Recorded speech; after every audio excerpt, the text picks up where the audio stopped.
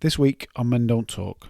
Well, and there was one teacher actually who said to us all way back then, if there's anything else that you can think of doing that you will be good at or that you want to do, go fuck off and do it now. Because half of you, I don't know whether he said half or most of you or 99.9% of you won't work.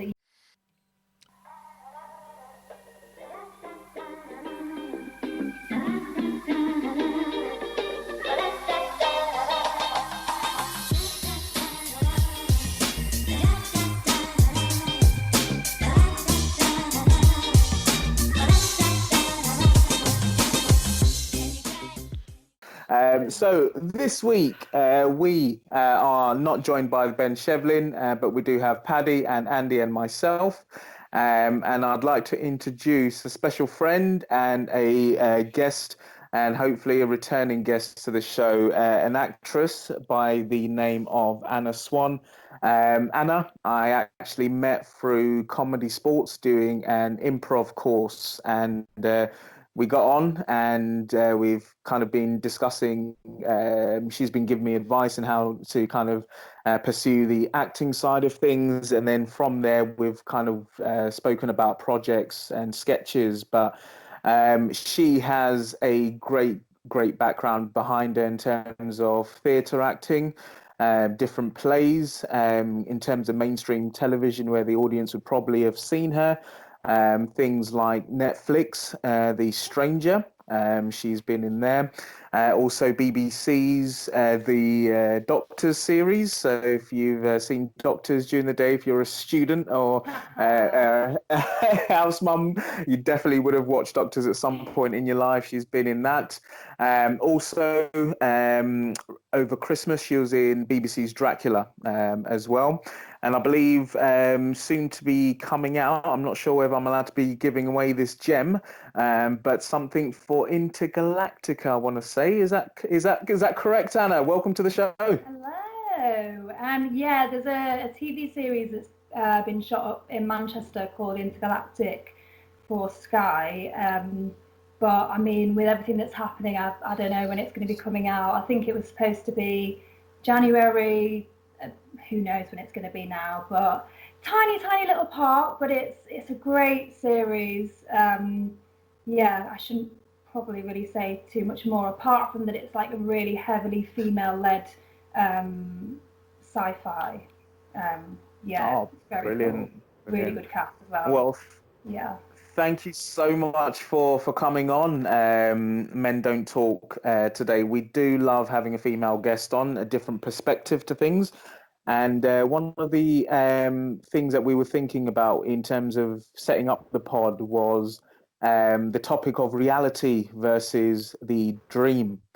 And we are all kind of budding comics, but have full-time lives and full-time jobs, but we're still kind of pursuing a dream where you are on the flip side of that, in terms of you've dedicated your entire life in terms of becoming an actress and still pursuing and seeing success there. So we just want to hear a bit more about your story, a bit about your background, and really why you wanted to become an actress. That's my first question, really. Whew, wow, where do we start? Yeah, so to be honest, I didn't really, I didn't do it as a kid. I did like a one-am dram show, and I mainly did a lot of sport and music as a kid, and did a little bit at school, but never really got any good parts in the school plays. But I went to a college that had a performing arts course, and that kind of just opened my eyes a bit, I guess, to what the options were. And so that was kind of me at like 16, 17 going to college. I didn't even know what drama school was back then.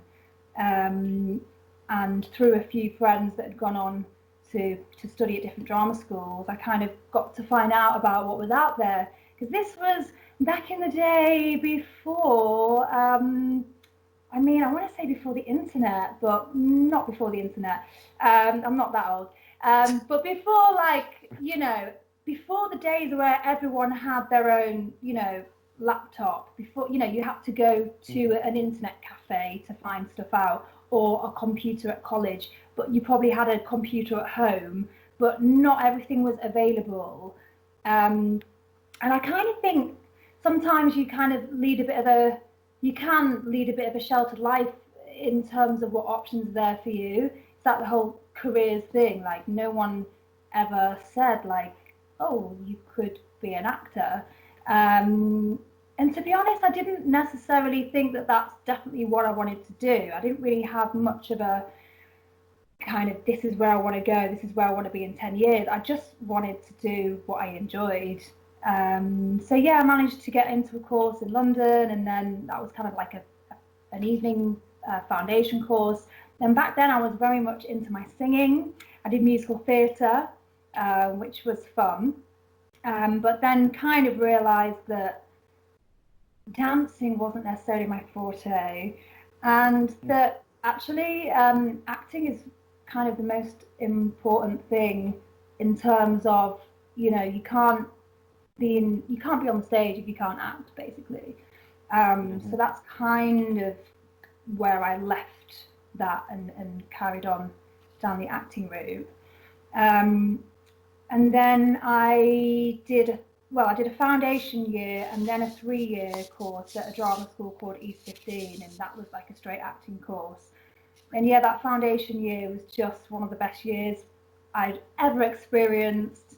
You know, it was just the people that I'd met and just the fun that we had, the teachers that we had. The teachers were amazing. Just, yeah, a bit out there, a bit mad, but really inspiring. But they really knew what they were talking about as well. And there was one teacher actually who said to us all way back then, if there's anything else that you can think of doing that you will be good at or that you want to do, go fuck off and do it now. Because half of you, I don't know whether he said half or most of you or 99.9% of you won't work. And everyone was like, oh, yeah, okay. And then however many years down the line, you go, I get that now. I get why he said that. And it's interesting because I have thought about that moment, you know, throughout. And yeah, and it's kind of stayed with me, but it's also made me think, well, actually, there isn't. So I'm going to keep going. Okay, good. I think that's definitely a topic that we definitely would like to explore with you. And I know there are lots of people that will be listening out there, people I've worked with that have been budding footballers or boxers or, you know, whatever dream they've had, they've ended up doing something else. And I believe, Andy, did you have a question for Anna? Yeah. So way back in the day, because I think I'm quite a bit older than yourself, but I don't know. Well, you can't ask me because it's rude, isn't it? Exactly. Sexist as well, and you can ask me, but we can't ask you. This is the inequality that men suffer as well, you see. This is why you and men don't talk. But yeah, I actually auditioned for acting colleges and stuff after A-levels. Yeah, kind of really wanted to do it. One of the things that I've got this kind of resentment about, I guess, what I always thought was really kind of harsh within the process was, and I don't know if you guys know this at all, but I didn't until I did it. You have to pay for the privilege of auditioning for universities in terms of acting and stuff, don't you? And I'm not aware that there's any other area of going to university where you have to go, here's 60 quid, can I please be considered? It's just bizarre. Mad. The amount of money, because it took me a long time to get into drama school. Because I like auditioned like everywhere, didn't get in. This was after doing this like little foundation course initially. So auditioned everywhere, didn't get in. Auditioned again, got into the foundation course, brilliant, best year ever. Auditioned again, didn't get in again. I was like, fuck. Ended up, I mean, I stayed in London at that time. And it was a great year, and actually, I wouldn't have changed it. I actually wouldn't. But then, yeah, I had to audition again. So even though, 4 years worth and I applied to about anywhere between 8 and 13, 14 places a year. Wow. The first 2 years I was applying, so that would have been like when I was like 19, 20. I was also applying for musical theatre. So I was applying for all the acting courses and the musical theatre courses. And then after a couple of years, I sacked that off and realised that acting was what I wanted to focus on. And then I think there was at least 10 or 12 auditions in those. So that you're talking like nearly 50 auditions over 4 years. Back in the day, though, I do remember some of them being 25 quid. Now they're about 60, I think, 70, 50, 60, 70. Wow.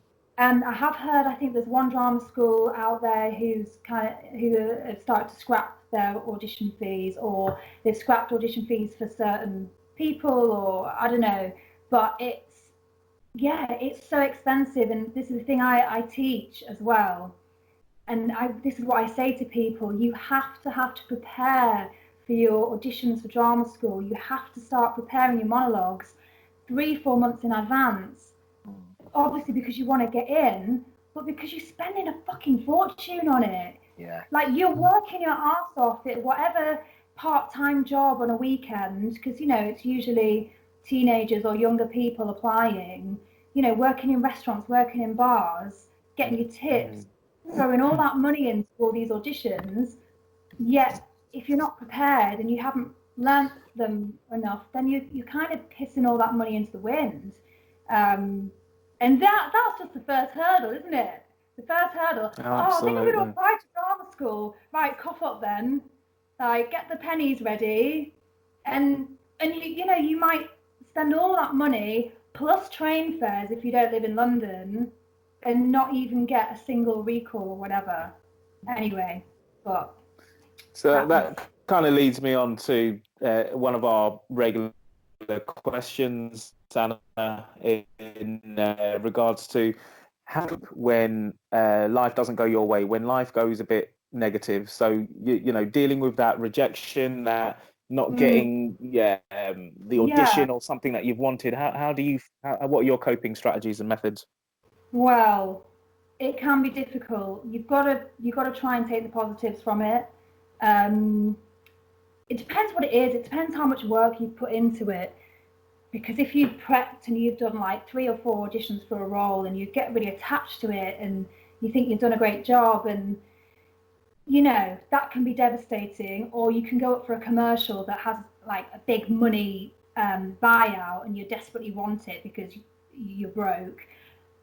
There's different things, there's different ways you get over those different things, but everything that comes your way is just an opportunity that wasn't there the day before.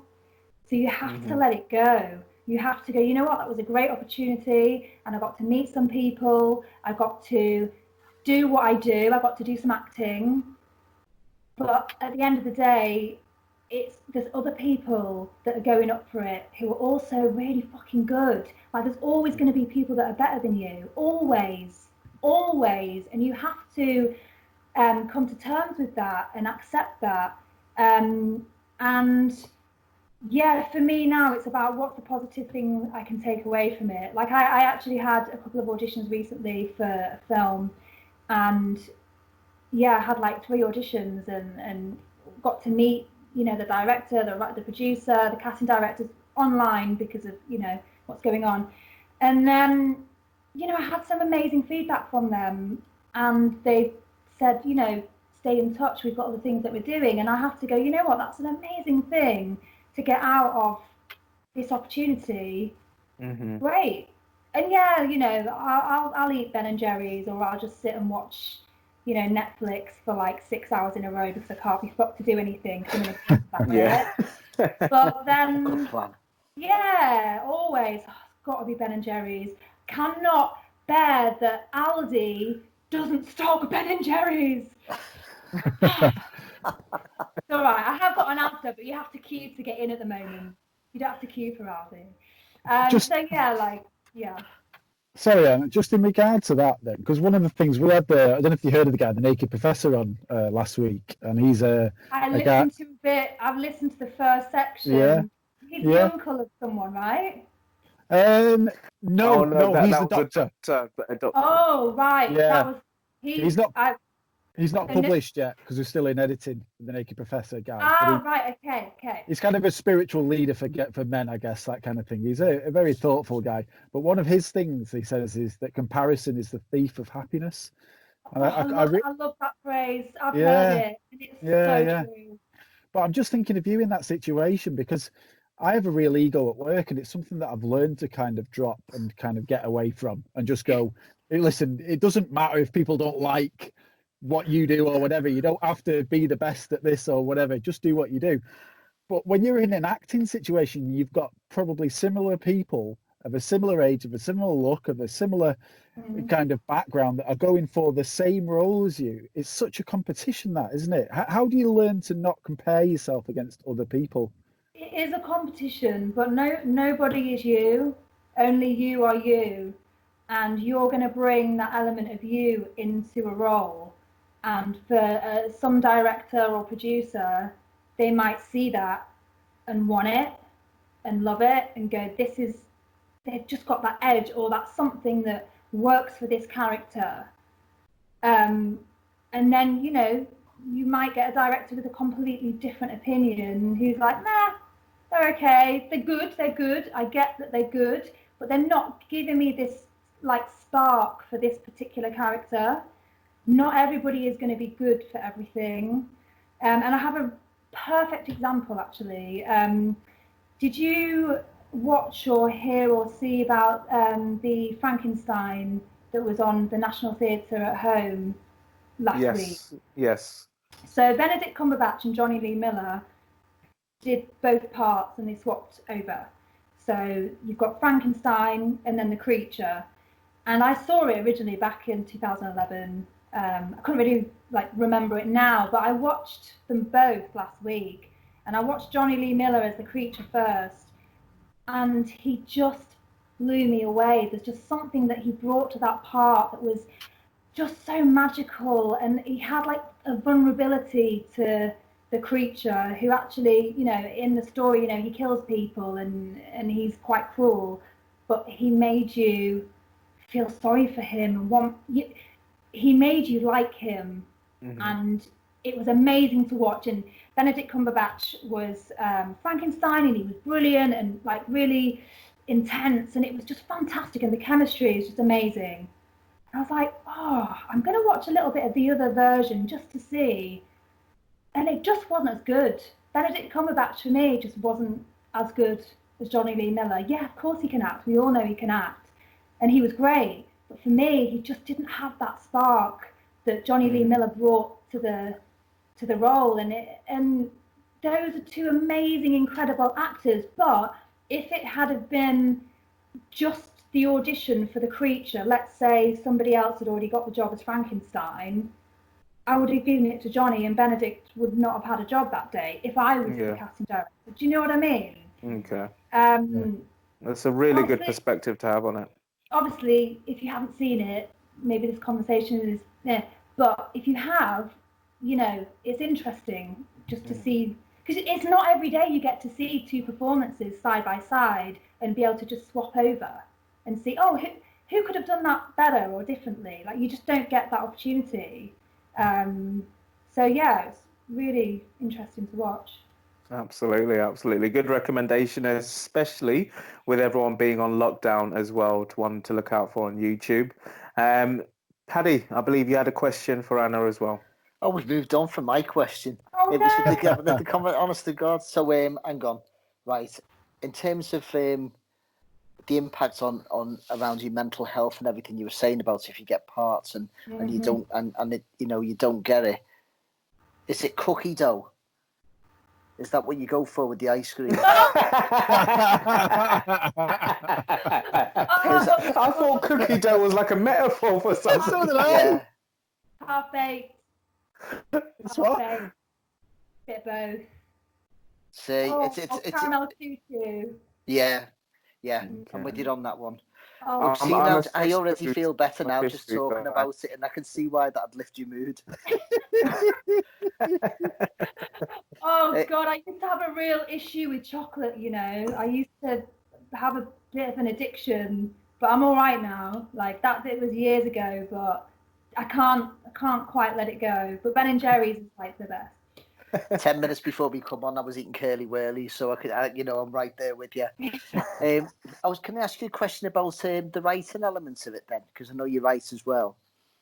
Is it different if you send something off and it comes back? Is it a different feeling if you've sent some work off and it's come back either positive or negative, or because there's a very different thing that the performance is within with someone else's work, but you're writing your own stuff. Is it different or is it similar? So I'm not kind of at that stage of submitting things in terms of just like writing on the page. However, I am in a writing group. We give each other feedback. I wrote a film that I worked on with someone, and I remember. Very good. Yeah. It's called Kerry. Oh, So please thanks, look out for that. Can you tell the audience where to find that, because it was awesome.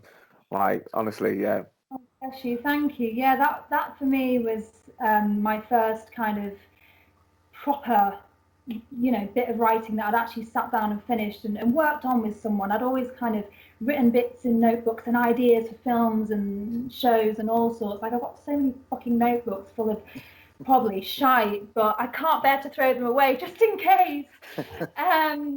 But when I was working on that and sort of working on edits and stuff, it's almost it's amazing when someone's like, yeah, I get that, or that's a really great piece of dialogue, or I can see that, or this is a really interesting story. Yeah, the feeling is great. When people tell you it's not so good, I can imagine it's heartbreaking.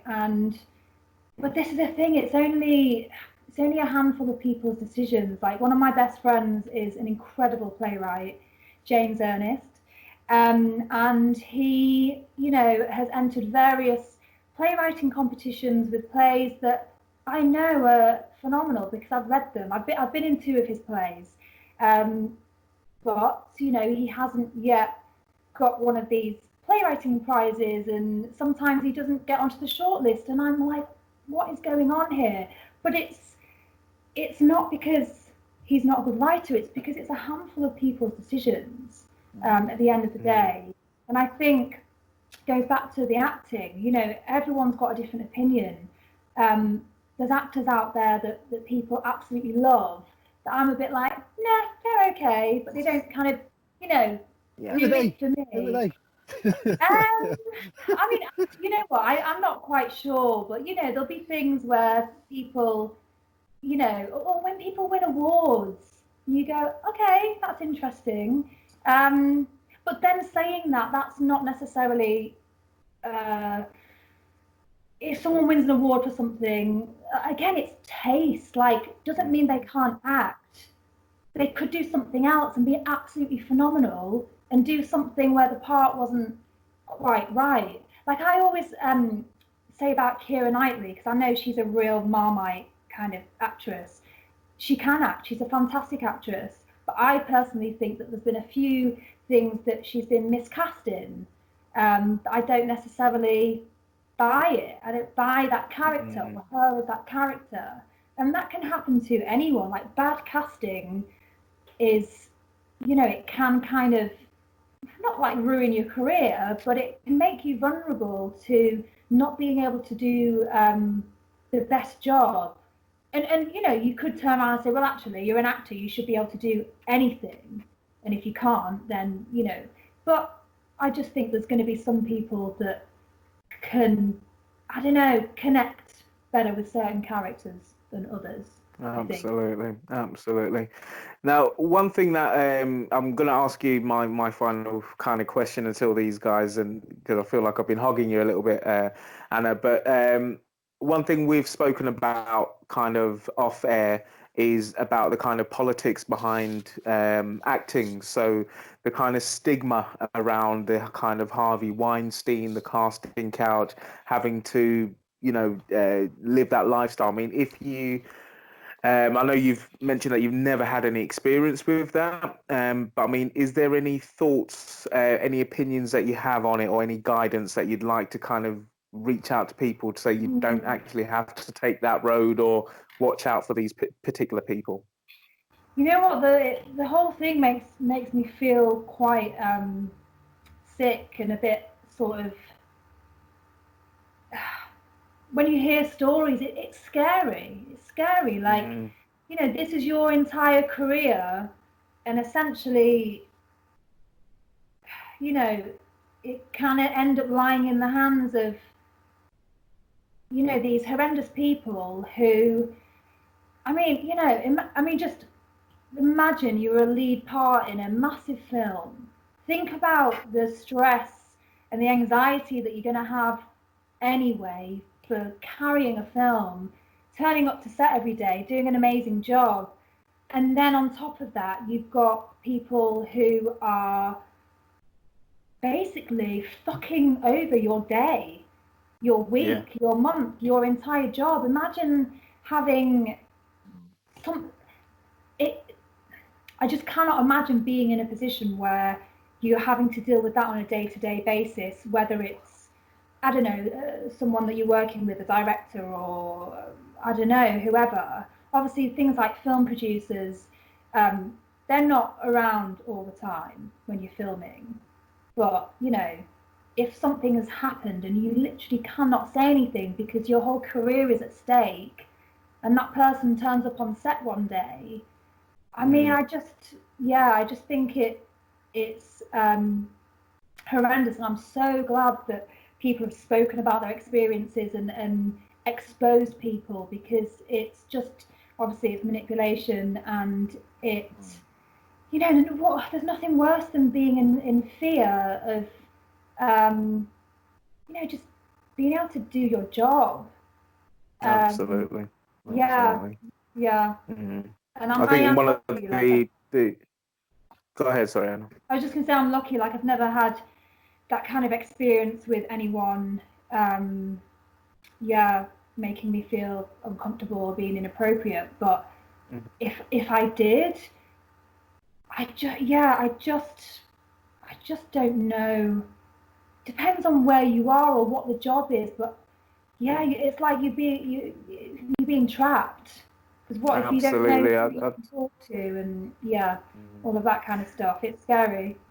It absolutely is. I think that's the one scary thing about acting that people don't consider, is that you've been chasing a dream for 10 to 20 years, and someone dangles it on a carrot string to do something inappropriate, disgusting, that you'd never considered doing, that you don't want to base your career upon, but it actually could be that window. It's a really interesting dynamic, and I think one day I'd like to explore that with the gents as well. But I believe, Andy, you have a question for Anna at the moment. Yeah, I do. Yeah, we were speaking briefly. Have you got children yourself, Anna, or not? No. I do have a niece and nephew though, and they're adorable. Okay, right. Okay. I guess come from my side of things. I said, just mentioned I wanted to do acting and all that. So I've got 4 boys myself, and there's a little bit of me that I think would be quite scared if they said I want to be an actor like I did. They've got the money of the auditions and all that kind of stuff, and you've got all that. And I think what I'm asking as a question there is, can you put people in the picture of the kind of sacrifice they want to make? If we've got any younger listeners that are going, I'm going to do that, I'm going to be an actor, an actress, whatever the term is we use. What kind of sacrifice is there in your life to actually kind of keep driving to do that? So basically, you have to make sacrifice all the time, and the main sacrifice is stability and security. Unless you are at the top of your game, and you are working all the time, Margot Robbie or Natalie Portman or whoever, okay, so there's, British people who are doing really well, always working, but unless you're one of those people that can literally guarantee that you're going to have a job, you don't necessarily know where your career is going to go. You don't know where the opportunities are going to come from. And I guess the main thing is that it's kind of a lifestyle that you have to kind of buy into and navigate almost. Yeah, not having any structure can be difficult. I do teach, so I work, well, usually I'll be working like 4 nights a week, but that can all change. And, I can get an email about an audition the next day, or a self-tape that I've got to do within the next, 24 hours. And things go out the window and things get put off. And very quickly, my house becomes an absolute shit tip, and I've not done the washing up because I've had to read a script and do a self-tape, or head into town to go to an audition, and everything kind of gets pushed aside. But also you have to earn some money. You have to keep a roof over your head as well, and that's the hardest thing. The hardest thing is to just be available, because essentially that's what you have to be. You have to be available. You have to have that time to go, yep, I can be there tomorrow. I can be there at that audition. And if you can't, then, sometimes you might be able to do a self-tape, but not always. But it's very difficult, as soon as you get a full-time job and you're having to go, oh, can I have this afternoon off for this? Can I have... You can't do that at full-time jobs. So you get a part-time job, but even in the part-time jobs, people rely on you and depend on you to be there and to work, and that in itself is just a really stressful thing. If you're doing like just a normal PAYE job, even if it's in a restaurant, or I used to work in a bowling alley, I used to work in a call center, that thing of, I have to, I have to have tomorrow off because of this, that, and the other, and it's like the 4th time in a month that you've asked for time off, and they just look at you with that disappointment. And it depends. Some people don't give a fuck. They're like, all right, whatever. But I just feel guilty about letting people down, and I hate that. So I kind of moved away from all my PAYE jobs and just kind of went totally self-employed. And for teaching stuff, luckily I have friends who are teachers who can cover if need be, but it's really stressful. And but then the thing is, I don't want it to sound negative, because it's not all negative. When you get the work and when you get to work with amazing people that you then potentially will be friends with for the rest of your lives. I mean, yeah, you. And you know what? It can happen. Like, you just never know what's around the corner, and that is what is also incredible about this industry. You never know who you're going to meet. You never know what characters around the corner that you might get the opportunity to play. So I don't want to make it sound all really negative, but if you don't like the sound of not having any sort of structure or organization to your week, and kind of maybe having to give up certain things, then yeah, it's that is the way it is. It really is. Unfortunately. Brilliant answer, Anne. Paddy, did you have a question there? Oh, I'm going home. I was going to ask you what the positives were. That was my question. Was, you saying it's not all, well, pralines and cream, or like. I was honestly, I was just going to say, what is the positives? There's 2 things there really. It must be hard for you as someone who wants to. Obviously, you need to earn money. You want to be a credible employee and work for someone, but you've got that urge to do what you want to do. Instead of like them. So you've got that sort of dilemma, and I can really imagine that is very, very difficult, because you're wondering, where am I going to be able to get back there? Will they take me on? How good does this look when we're trying to get further work? But then again, you see, you don't do it. You go and do an audition and it just goes great, and you think, You know, that's the thing, isn't it? You must feel amazing. So it must be really, really up and down. It is up and down, and you know what? Like, there was an audition. I think it was just like a commercial audition, but my agent really wanted me to go, and like work were like, we need you here, and I ended up pulling a sickie. I went down to London. I went to Spotlight Studios, where a lot of auditions happen. I went to the reception desk and I said, "Do you have any empty rooms right now? Can I borrow an empty room for 5 minutes? Because I have to make a phone call." So they gave me an empty room, and whilst I was there, I pulled a sickie. Well, and I was already there. I was in London. I work in Manchester. I was already in London. And then I got the job. So, you know, sometimes you have to. But I hate that. I hate lying. I really do. Are you able to say what commercial that is for? I can't remember what it was now. This was a while ago. I can't remember. Is it not the Victoria Plumbing one? I think it might have been Marks and Spencer's. Okay. But yes, you're right. There is a Victoria Plum commercial.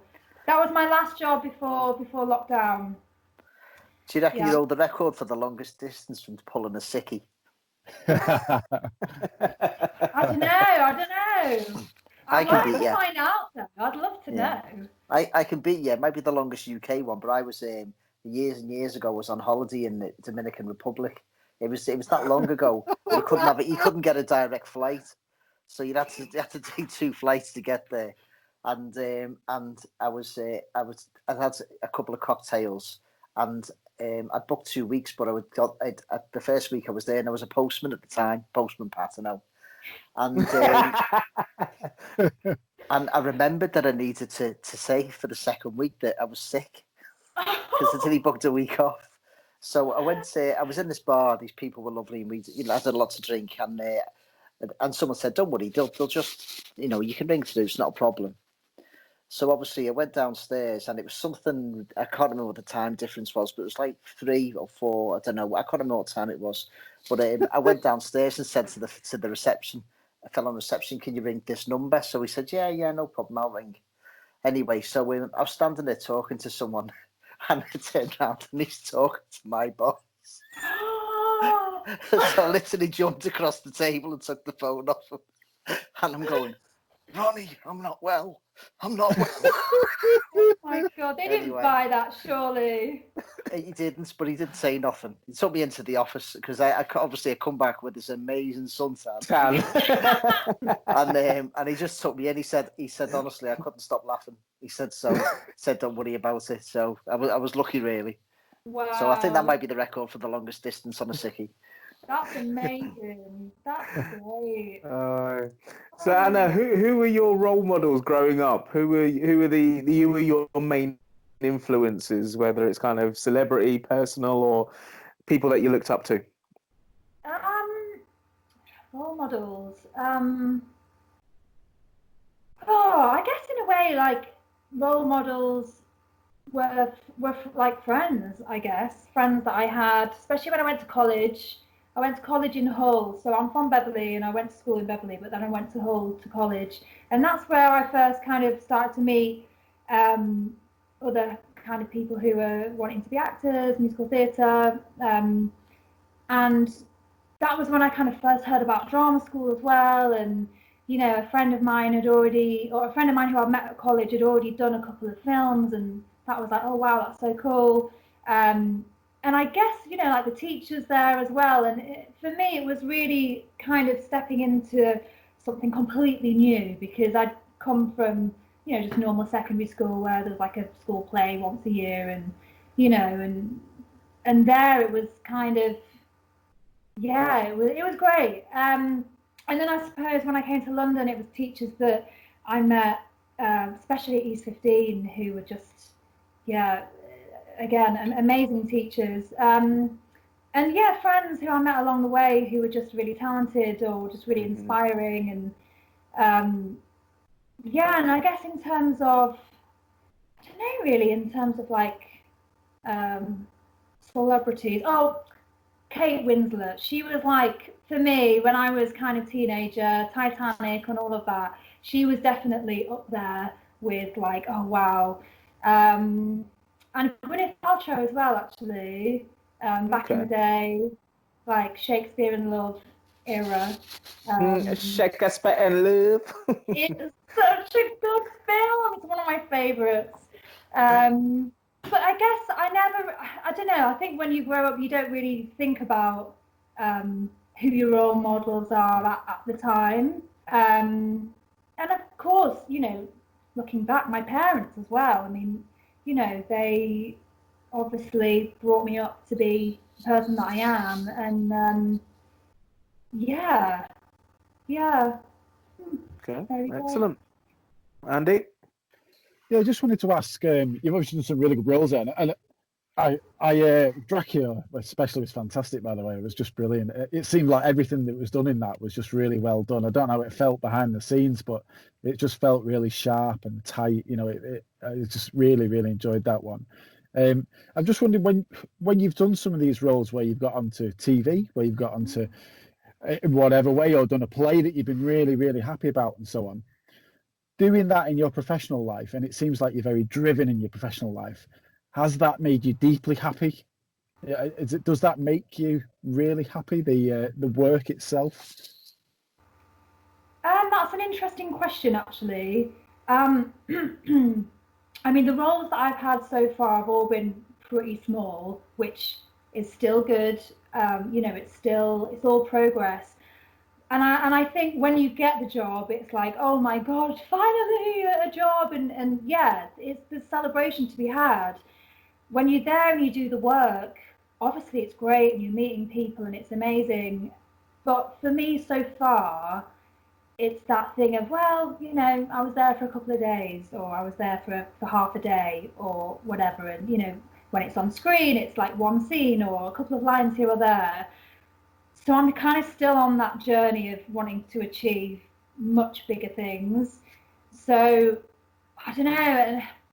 And I guess there's always that thing of, well, you need to enjoy your successes when they happen. And of course, like I was really pleased with all of those things that weirdly were all on at the start of this year. But I think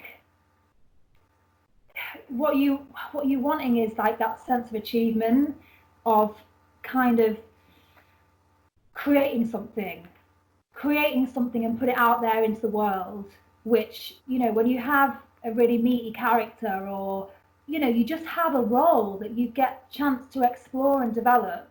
So I don't know, if you were doing let's say a role in something like Line of Duty, for example, that's like what, 8 episodes, I can't remember. Well, any kind of TV drama, and you've got like a decent role, you've got time to build that and create that character. And it's a massive journey that you go on, and, you know, you could be filming for months at a time. And all of the roles I've done so far have been so small that I haven't really had that sense of achievement of I've created this character, you know. And that's just me. Like, you know, that's kind of what I really want to do. I want to be in that team of people creating a show, creating characters that have, you know, interact with each other and that make an amazing TV show or theatre show, and for the audience to kind of come away with some sort of reaction to what you've created. Does that make sense? Yeah, it's a great one.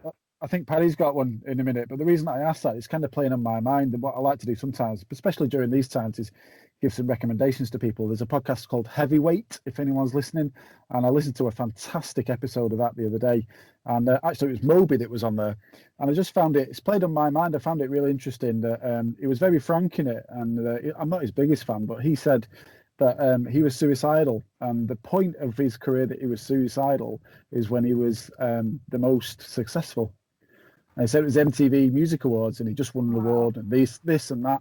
and he said he couldn't get the windows open. If he could have got the windows open, he would have jumped out.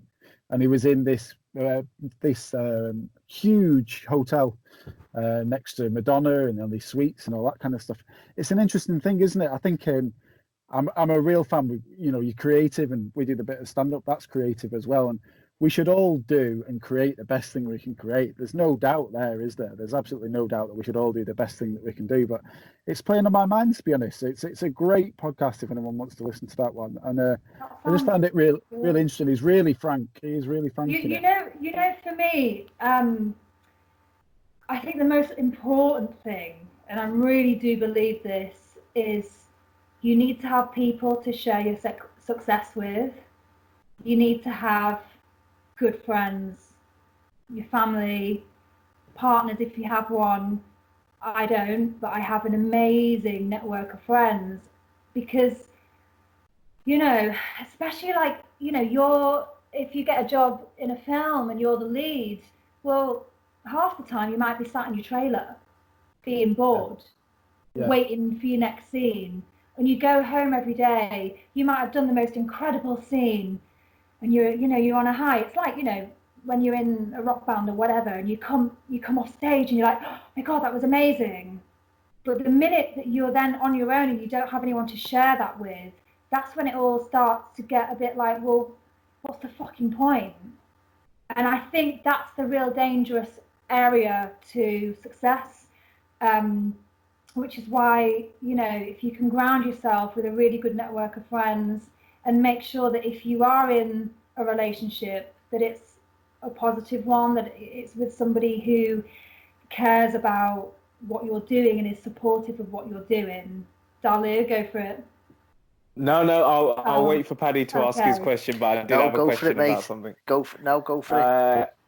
Okay, me and my partner have always spoken about this, but from an actress and an actor's point of view, if you are now in a relationship, Anna, and your fella has to be in a scene or a show like Power, for example, or Game of Thrones, something where it's quite graphic in that that sexual scene, how would you cope with that? And I just wanted to ask it from an actress perspective, because I know most women would be like, oh no, I'm not having my fella doing that. Oh no, he's not kissing Angelina Jolie. But he's not kissing Angelina Jolie, he's kissing her character. So that's what I'd say as well. You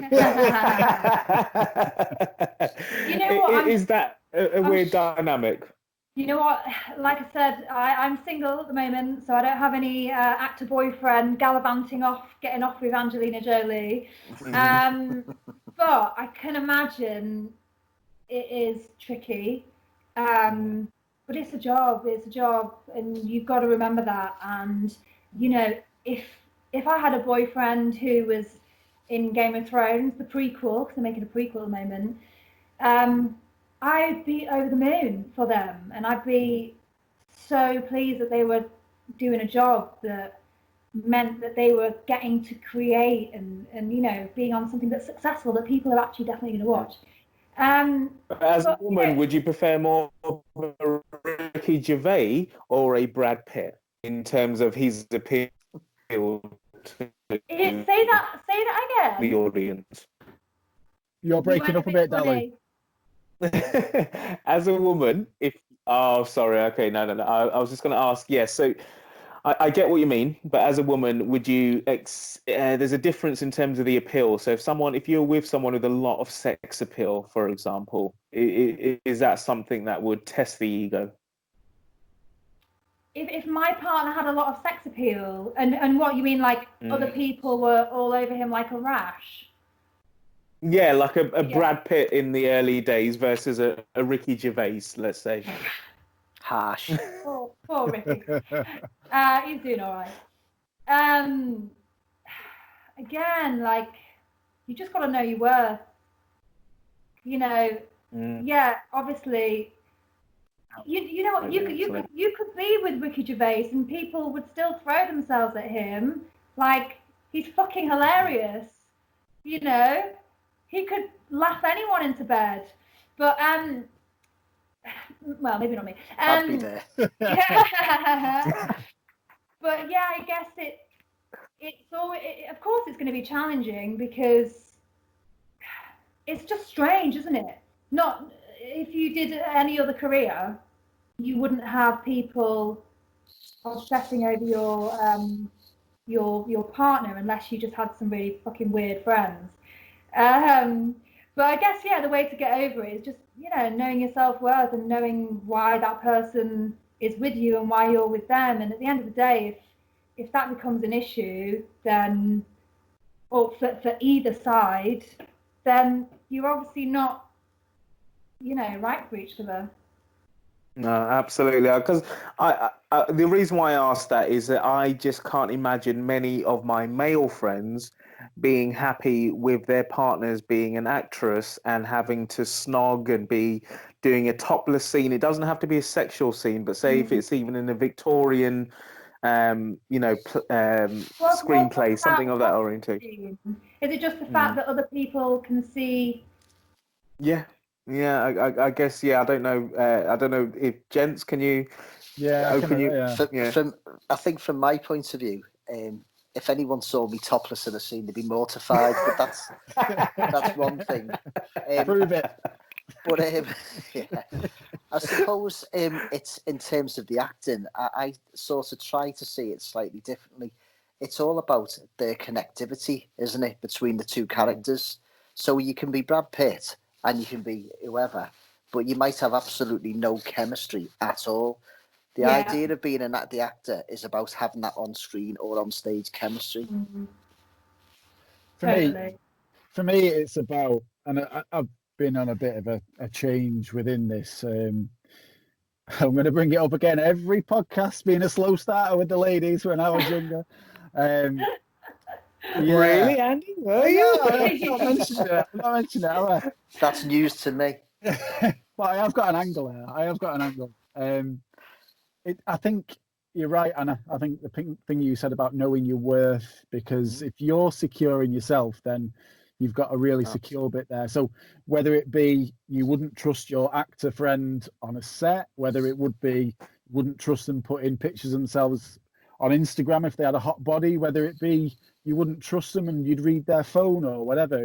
I've been there. I've read previous girlfriends' phones and all that kind of stuff. And a lot of people won't admit to that, but I did, because I was in a weak position in my life where I wasn't happy, and I wasn't happy with who I was, and I didn't have high self-worth. So therefore, in some ways, I was thinking, why would this person want to be with me? They're probably going to want to be cheating on me. I've cheated on them, so they've probably cheated on me. How dare they? So if you're in that kind of relationship that you have with yourself, then you're probably going to have problems with other people being near your partner. You're probably going to want to take some ownership of your partner and try and enforce them to be just yours, just close, just. Yeah, but I think the minute you force someone into the corner, they want to do exactly the opposite. Totally agree. I totally agree. Which is the point. I've come full circle with that now. With trying to embrace, myself and knowing that I'm worth it, and that someone is with you out of a point of strength, and you're with them out of a point of strength. So I guess it has to be a bit like that. But if you're talking about super, super hot people, and the other thing with actors and actresses is as well, it's a bit like the what's the dancing show? Come on Strictly.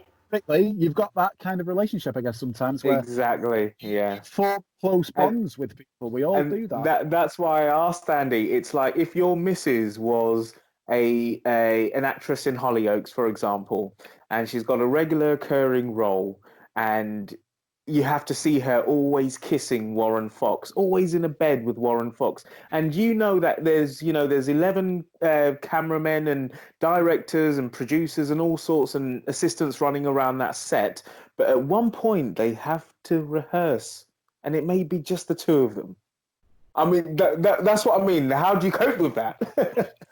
Can I just say, in all honesty, if you're in that situation, right, what can you do? At the end of the day, but it's not about you, is it? If it's if it's your partner and they decide to do what they're going to do, it's not about you. That's about what's going on with them, and don't lose sight of that. You could be the biggest arsehole or the nicest person. It doesn't make any difference. It's if you've got to be true to who you are. If that person is who they are, they're going to do whatever they're going to do. There's nothing you can do about it. Look at Jennifer Aniston, absolutely stunning, beautiful, this, that, and he went. But that was him. He chose to do it. He went, didn't he? And what could she do? I think that was the whole seed of the question. Were we talking basically about Brad Pitt or the most recent? No, Brad Pitt. Yeah, Brad Pitt. Yeah. But I think that was the whole seed of why I wanted to ask the question. Was it happened to Jennifer Aniston? You know, and there are women out there or men out there that are worried about their partners who have good relationships with the opposite sex at work. Myself and Paddy. This is the thing, like, you know, to be able to work on a set for long hours in the day, you've got to be able to have fun. You've got to be able to have a bit of banter with people that you're working with, because bloody hell, it can get boring. It can get really boring when you're doing the same thing over and over again, and then resetting to the beginning, and this is the thing, you're with that person because you like their personality. You can't keep it for yourself. They're going to share that personality with other people, with their work colleagues. Doesn't necessarily mean they're going to start sharing everything else, the intimate stuff that you have. Do you know what I mean? Like, you've got to trust that person knows the boundaries and implements the boundaries. Because also, wouldn't that be really awkward if something did happen and then you have to then carry on filming with this person for another 3 months? It goes both ways. So. But I think as an audience member, we always ask that in the back of our heads, you know, in Dirty Dancing, in 50 Shades. Each other. Yeah, in 50 Shades, did anything really happen? You know, that kind of thing. But Andy, go ahead. Sorry, just a quick one there then, because you can see the chemistry, I think, sometimes, and almost feel it, and it may be true, it may be not. But I don't know if anyone's watching. I'm just saying, I've recommended it to you guys before, but the Normal People that's on the BBC at the minute. It's amazing. Don't say nothing. I've started watching it. Oh my God, I cried buckets. Chemistry's insane, right? Oh, you're like, there's no way that them two have not got some kind of sexual chemistry. You see, there's no way. They've got good chemistry, but it doesn't mean anything. Well, if I was her missus, I'd be like, you've done a really good job. Well done. Yeah, you've got a really good connection with him. But I would feel a bit like that. You're gonna. But it's superb.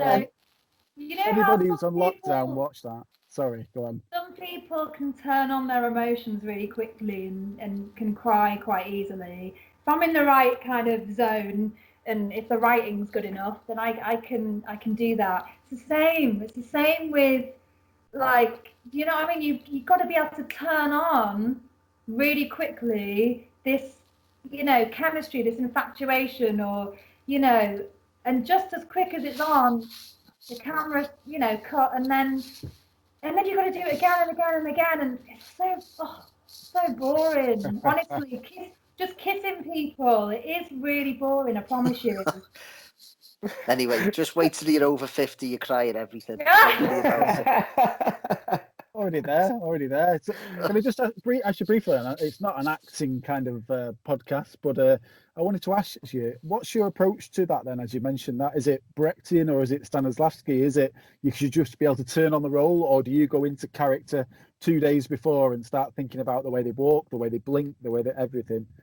I mean, yeah, you have to do research and think about, you know, how they approach the world, and, you know, movement comes into that, definitely. But I don't,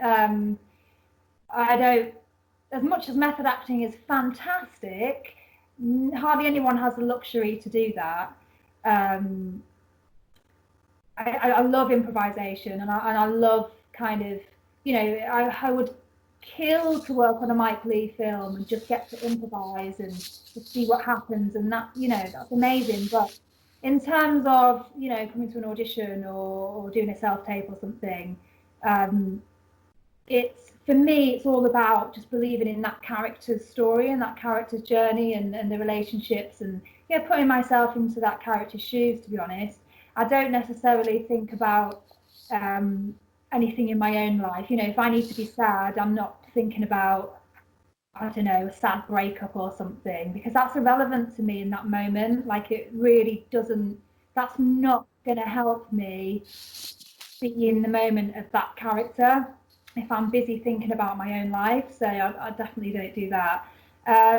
But yeah, I just totally put myself into that situation of, well, if that was me, and I kind of have to just buy into it and believe it.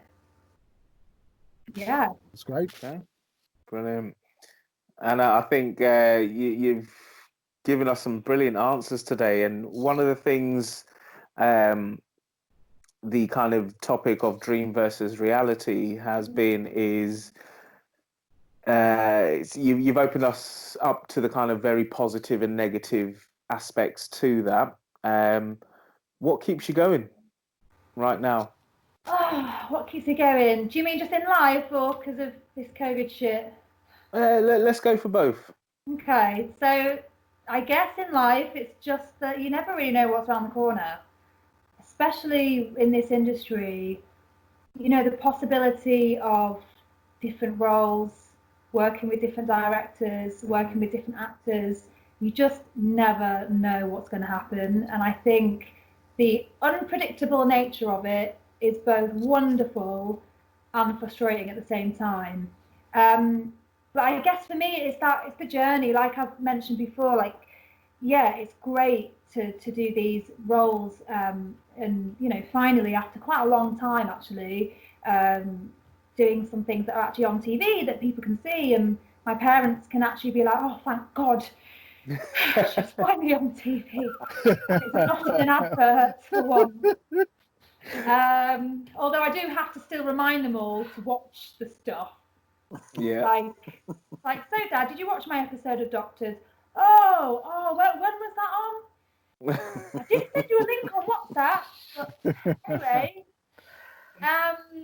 but yeah, for me, it's about the possibility, the journey. Like, you know, I have ambitions and dreams to be lead roles in films, TV series, you know, at the national. And, you know, until you kind of get there, there's always, I mean, you know, it's a long journey. That's another thing about being an actor. I think in general, it's just a journey, and you can't put any markers on it. I was having a conversation with my friend actually earlier, and we were joking about how, like, when I was 21, I was like, yeah, by the time I'm 30, I'm going to have a boyfriend. I'm going to be living in a house with him. I'm going to have done a few acting jobs, a few films, and I'll probably be thinking about having some babies. I'm single, don't have my own house.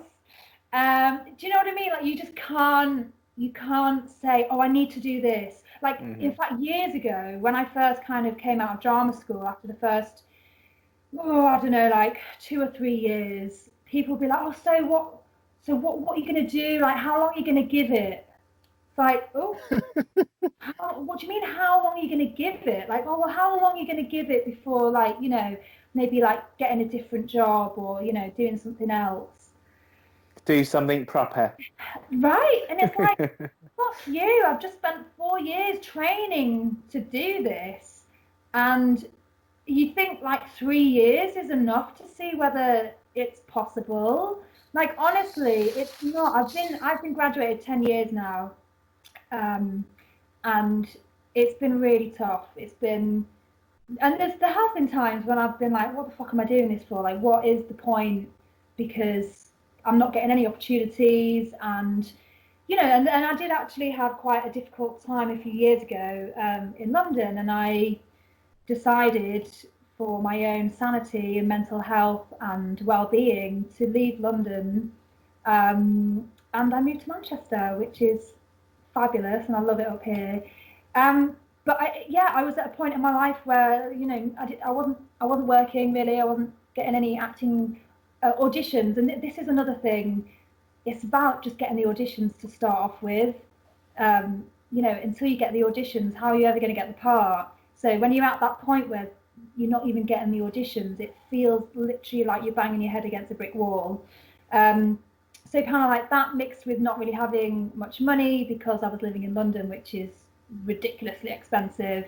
You know, I was in a house share. I just wasn't happy. I was just kind of like, what is my life? It's just like the same old thing over and over and over, and I just need to do something, because ultimately you are the only person that can really like alter your path and kind of give yourself the best chance of, I don't know, just surviving. So yeah, I decided to leave London. I thought to myself, I'll give it a year. If I don't like it, I can move back. And I've been here 2.5 years, and I live on my own, which again, like, it gets to a certain point in your life, you don't want to be living with other people and dealing with other people's shit, because as an actor, like I mentioned before, like, it's so chaotic, and you might have to do a self-tape, and you might have to dash out the door because you've got a last-minute audition and you need to leave your breakfast pots on the side, or like I said, you have to do a self-tape and you need the house to be quiet. Like, sometimes you're in those situations where you have no control over the people that you're living with, and as an actor that can be really stressful, because you just, you know, we don't all have our own offices. You know, we don't have our little private office where we can just go and do a self-tape or sit and read a script. And it's kind of like you got to hustle and hustle for this day in, day out. And then the added pressure of living with twats doesn't help. Has happened many a time. And that for me, I was like, God, I have to just live on my own. I have to. I just need that headspace and to be able to focus. And you know, London, living on your own, good luck. And if you've managed to do it, fucking well done. Honestly, well done. Yeah. You know, when you're there, and don't have a pet either, because I was trying to do this monologue today, which is for this radio program, which is really good, but I haven't written anything for ages. So I was recording it, and I got to the last paragraph that I was reading, and the dog stood up and turned round in his bed. And I was like, just doing this little bit, and I went, all you can hear is in the tape is, I'll fucking kill him. And then this went off. Yeah, so dogs are twats when it comes to doing performing, just to remember that one. Oh, Yeah.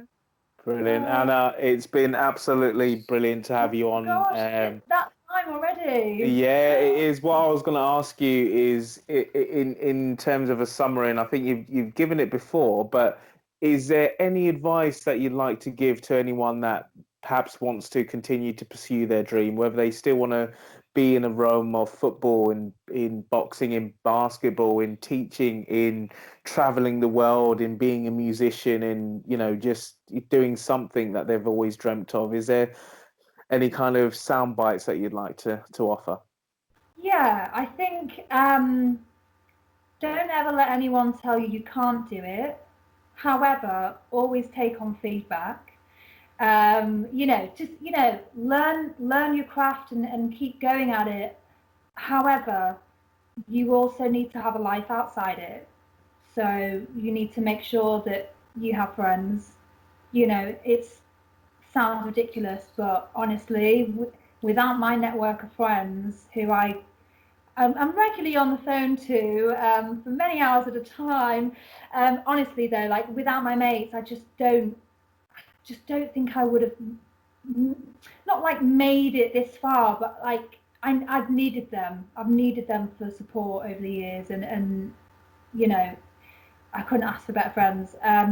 But also for me, what's really helped me in terms of being able to be available, like I mentioned before, about being able to have sort of like my daytimes free for auditions and things like that, is I have, luckily, I've taught acting since I was at drama school. I used to teach for like a kids Sunday workshop and do summer schools and stuff like that, and I've just kind of carried it on, and now I have my own little like drama school for kids, theatre company, if you can have something along the side, it's not an alternative, it's not like, well, go and do that instead.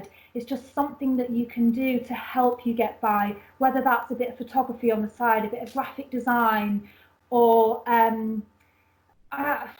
I don't know, maybe set up a window cleaning business. I don't know. If you can have something on the side that you can basically kind of pick up and drop, or have people that can swoop in and cover for you, it will just free you up. And you know, some people don't need it. Some people enjoy working in bars. Some people enjoy that lifestyle of bars in the evening and restaurants and that kind of thing. But me personally, I got to a point, and this is when I was in London, where I was like, I cannot work in a restaurant again. I just can't do it. I've done it since I was like 16. I just can't anymore.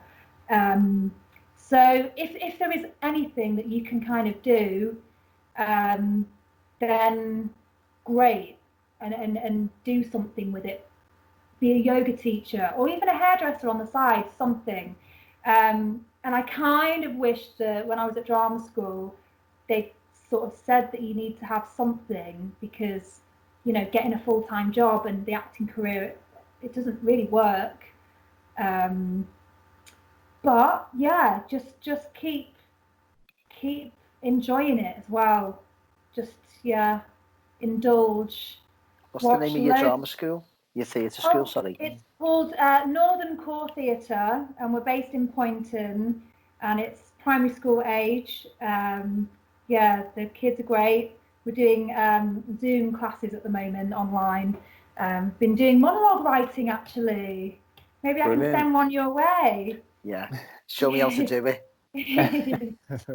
And where can we find you on social media platforms as well, please, Anna? Oh, okay. So Instagram, Anna_Swan_actor, and it's something that's similar on Twitter as well, Anna_actor.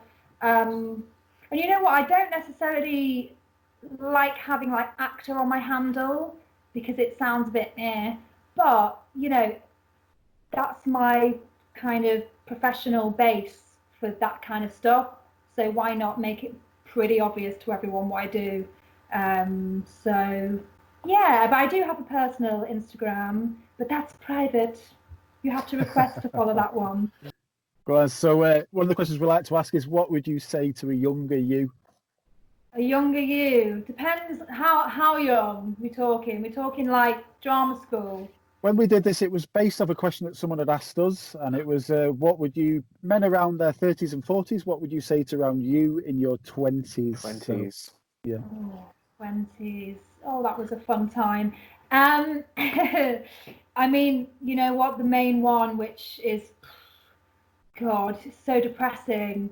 Save some fucking money. That's what I would say. Save some money, because you know what? And this is the thing, like, as an actor, I think, well, for me anyway, because you never really know what's around the corner, you never really know what's going to happen. Sometimes you just do go with the flow. And sometimes going with the flow can just keep flowing and flowing and flowing until you get to the point where you go, shit, like, this has just been kind of, I haven't like saved any money, and I haven't been careful with what I've been doing, because I've just been living my life as an actor. But you get to a certain point where you go, well, hang on a minute, how am I going to get a flat? How am I going to do this or that? And so I'd say, and not in like, you know, you don't have to own a house, but I just think money security is something that you don't even have as an actor anyway. So the earlier you can kind of train yourself, I guess, to just, you know, have a little bit aside, would be great. And I think the other piece of advice would just be to focus on your own journey. It is so difficult to not kind of get caught up with what the rest of the fucking world is doing, because social media is like a trap sometimes. And of course, it's amazing as well, and you get to see all sorts, what people are up to, projects that are being made, behind the scenes footage. Great, but it also, for hours at a time, can totally distract you from what you're doing and then make you feel shit about the fact that you're not doing anything. You've not had an acting job for months. You've not even had an audition for months.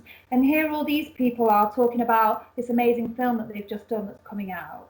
Now, of course, you have to have that perspective and go, well, that's amazing. And hopefully one day that'll be me talking about this exciting project. But I think you do have to go, well, okay, that's not my journey yet, but it could be. And that's always what it is. It could be, it might be. If I keep on this track and I stay focused and I stay just living my life as well, like, you know, not getting too hung up about this has to happen, then this has to happen, then that has to happen, because you can't plan it. You just can't. That's great. Brilliant, absolutely brilliant. Brilliant. And Andy, is there any kind of questions or summary that you wanted to finish off with, sir? You know what? I think I'm good. I'm really happy with what we've covered. I was going to ask a similar question at the end there. I guess the only angle I would ask is if there are people listening, people like myself from a 16-year-old, 15-year-old, this is what I want to do. Would you say that an acting college, would you go that route again? Would you say yes, spend the 3-4 years in acting schools and the money? Yeah, I would. I really think training is really important. I know that it's not necessary. Plenty of people go into the industry without it. But I think in terms of, well, what you cover, what you learn, it's amazing. But also in terms of confidence, you know, when you come out and you've done those 3 years, you have that, yeah, I've trained, I've learnt my craft a bit, because obviously, you know, you carry on learning it throughout your entire career. But I do think there's that sense of you feel like at least you have a fighting chance with everybody else in the audition room. And I have heard people who haven't gone down that route, you know, occasionally have the odd thing of, oh, well, did I not get the part because, you know, I haven't trained. It probably isn't that at all. But just in terms of your own confidence levels, I'd recommend it. And also the people that you meet, the projects that you get to do, the parts you get to play, you know, parts that you wouldn't get to play in the real world half the time. Absolutely. Or you might when you're 50, you know, if you're playing, I don't know, Prospero in The Tempest or whatever. And then, yeah, I'd recommend it. Great. Brilliant. Thank you very much, Anna Swan, and thank you from Paddy and Andy as well.